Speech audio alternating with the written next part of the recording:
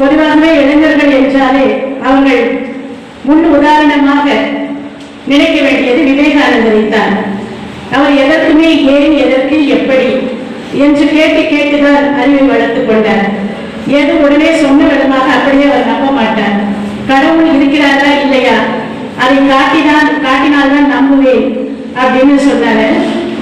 அதனாலதான் ராமகிருஷ்ணன் கிட்ட போகும்போது கடவுள் இருக்கிறார், கடவுள் எல்லா வடிவத்திலும் இருக்கிறாருன்னு சொல்லி புரிய வச்சாரு. அதில் முக்கியமாக கடவுளை அடையக்கூடிய ஒரே வழி எது என்று பார்த்தால் மக்களுக்கு தொண்டு செய்வதுதான். நம்ம மக்களுக்கு தொண்டு செய்தோம்னா அது இறைவனுக்கு தொண்டா போகும்.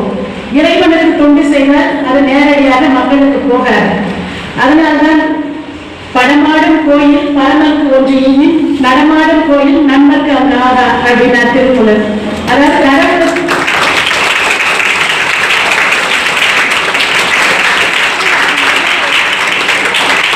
கடவுளுக்கு ஒன்று செஞ்சோம்னா மனிதர்களுக்கு போகாது, மனிதர்களுக்கு ஒன்று செஞ்சோம்னா அது கடவுளுக்கு கண்டிப்பாக போகும். இதுதான் அதனோட பொருள். அதனால நம்ம சிறு வயதுல இருந்து மக்களுக்கு அன்பா இருக்கணும், நல்ல விதமா படிக்கணும், உதவி செய்யணும் அப்படிங்கிற ஒரு எண்ணம் வளர்த்து கொண்டாலே படிப்படியா நம்ம குழந்தைங்களா இருக்கும்போது அந்த எண்ணம் இருந்தா ஒவ்வொரு குழந்தைங்களும் நாளைய தலைவர்களாக மாற போறாங்க. அதனாலதான் ஒரு சிறு பாட்டில் எப்படி குழந்தைங்க இருக்கணும் அப்படின்னு சொல்லுவாங்க. படிக்கும் போது நல்லா சந்தோஷமா படிப்பை ஆர்வமா நல்லா படிச்சு சின்ன சின்ன விஷயங்கள்லாம் சண்டை போடாம எல்லாரும் ஒற்றுமையா இருக்கணும் அப்படிங்கிறதுக்கு ஒரு சின்ன பாட்டு இருக்கு. கிளி போல பேசு, இளம் குயில் போல பாடு, மலர் போல சிரித்து நீ குரல் போல வாழு, மனதோடு கோபம் நீ வளர்த்தால் பாவம், மெய்யான அன்பே தெய்வீகமாகும், மெய்யான அன்பே தெய்வீகமாகும். நல்ல பேரை வாங்க வேண்டும் பிள்ளைகளே, நம் நாடு என்னும் தோட்டத்திலே நாளை மலரும் முல்லைகளே, நல்ல பேரை வாங்க வேண்டும் பிள்ளைகளே அப்படின்னு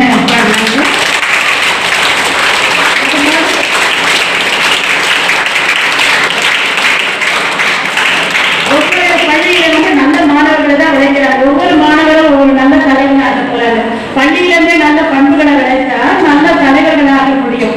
ஒவ்வொரு திருடர்களால் கொல்லாதவங்க எப்படி உருவாக்குறாங்க அப்படின்னா அவங்க இந்த மாதிரி ஒரு நல்ல பள்ளியில படிக்காததாலையும் முறையான அறிவுரைகளை கேட்காததாலையும் மனம் போன போக்கில் இருக்கிறதாலதான் நாட்டில் ஒரு சமூக விரோதின்னு சொல்லக்கூடிய அந்த திருடர்கள் கொலைகாரர்கள் தான் இருக்காங்க.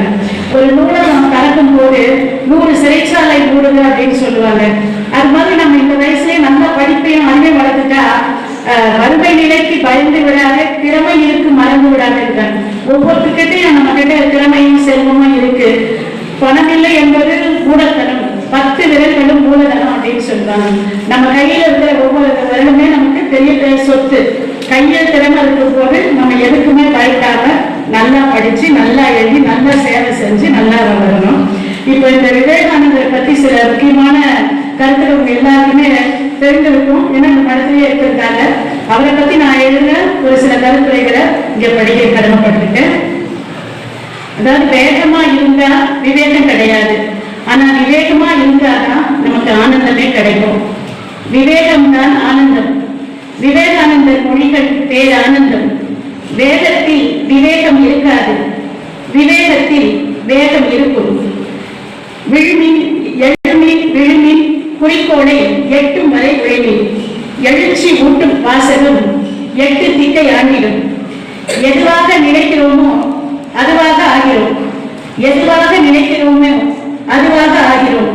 பலமே வாழ்வு, பயமே மரணம். பலமே வாழ்வு, பயமே மரணம். நல்லவற்றை கற்பவனே வாழ்பவர். விவேகானந்தர் மொழி உணர்ந்தால் உலகமே வசப்படும். வெற்றிகளை சந்தித்தால் மனம் பூவாகத்தான் இருக்கும். வேதனைகளை சந்தித்தால் தான் இரும்பாக வலுவாகும். உன்னை அறிந்தால் உலகத்தில் போராடலாம். உன் மொழி உணர்ந்தால் தீயிலும் நீராடலாம். பணி இருந்தால் பதவி வரும், துணிவு இருந்தால் தலைமை வரும், கனிவு இருந்தால் இன்பம் வரும். உன் மொழியில் யாவும் வரும்.